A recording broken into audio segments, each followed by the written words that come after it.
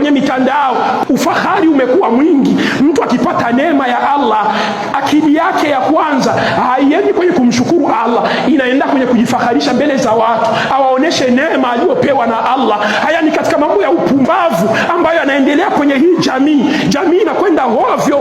Wale ambao ni watu wazima, ni wazazi, ni wazee, tazameni vijana wenu. Ikiwa kwamba jamii ya leo tutakuwa tuko na vijana ambao akipata pesa, Allah akimjalia uwezo, kuliko kuelekea kwenye vitu vya kheri, anaelekea kwenye ufahari.